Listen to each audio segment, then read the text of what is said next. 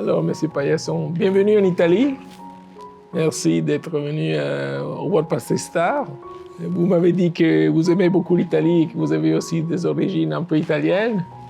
Je sais que vous nous connaissez depuis longtemps parce que je crois que vous étiez un grand ami de mon frère César, avec qui vous étiez en contact depuis la création de la Coupe du Monde de la pâtisserie. Est-ce que vous avez quelques souvenirs de cette époque? Alors, bien entendu, je viens en Italie, moi, depuis 1980, l'année où s'est créée la Coupe d'Italie, qui a été financée par Agri-Montana, donc votre frère, César, et la revue Pâtisseria. Voilà.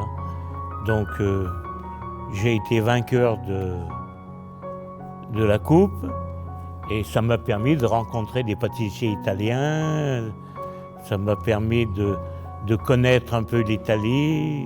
Et depuis, je viens pratiquement, je crois, toutes les années, à Rimini, Barletta, Turin, voilà. Et je crois que vous êtes aussi un grand ami de notre ami et client Iginio Massari. Tout à fait, et aussi j'étais un grand ami de Achille Brenna et de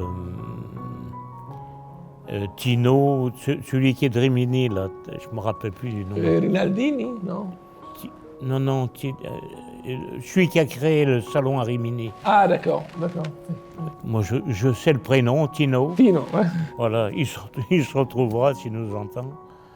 Voilà, donc je trouve que l'Italie est une région formidable, qu'on mange très bien. Merci. Qu'on est toujours bien reçu, et ça c'est important.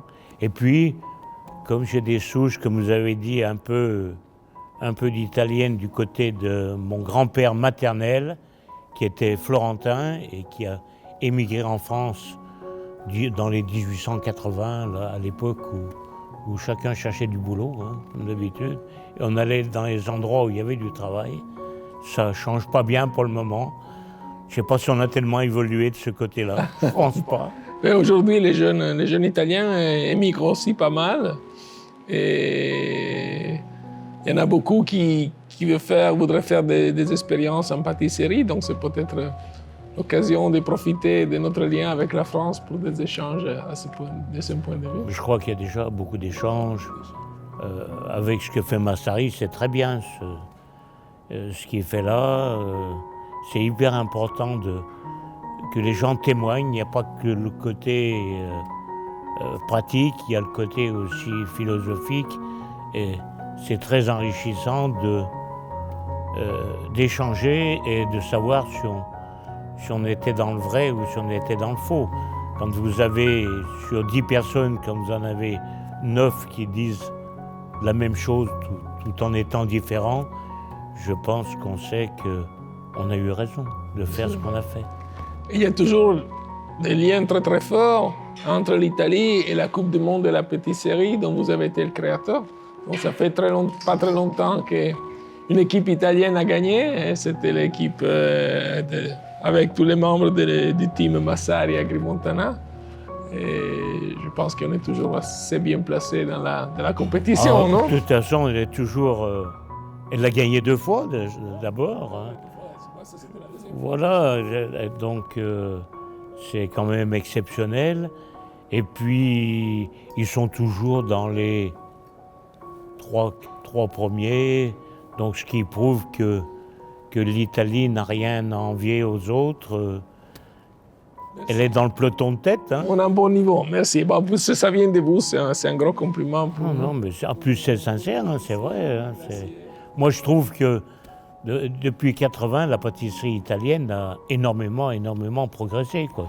C'est une vraie révolution. Avant, vous étiez connu pour la glace. C'est vrai, on allait en Italie pour la glace, et maintenant, la pâtisserie vraiment a évolué. Peut-être qu'avant, c'était évolué aussi, mais on connaissait moins. C'est toujours difficile. Hein, moi, je connais depuis 80, donc, mais je trouve que les pâtisseries que le métier de pâtissier a bien évolué et s'est fait connaître aussi, quoi, voilà.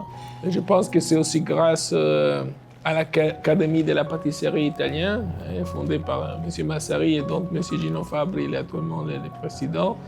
Ils ont fait beaucoup évoluer le métier. Chaque fois qu'on parle du métier en bien, ben chaque fois les gens, les jeunes vont vers ce métier-là parce que... Oui, c'est ça que je vois beaucoup en France et qui me conforte beaucoup. Je vois beaucoup de jeunes dans les laboratoires et j'espère qu'il y a aussi cette tendance en Italie. Alors nous, il y a beaucoup d'écoles de formation. Il faut faire de la formation. De toute façon, il faut apprendre pour pouvoir transmettre, pour pouvoir pérenniser le métier. Donc ça, c'est la base même. Après, chacun fait à son niveau, comme il peut, comme il veut, voilà. Mais c'est hyper important. La transmission, c'est hyper important. Et c'est pour ça que nous collaborons aussi pas mal avec des écoles en France, avec celle de M. Bajard, qu'on a vu ce matin. On collabore avec l'école Ferrandi à Paris. On collabore avec différentes écoles parce qu'on croit beaucoup dans la formation des jeunes. Vous avez un très bon produit, donc c'est gentil. Il n'y a pas de problème. Merci beaucoup. Voilà. Merci.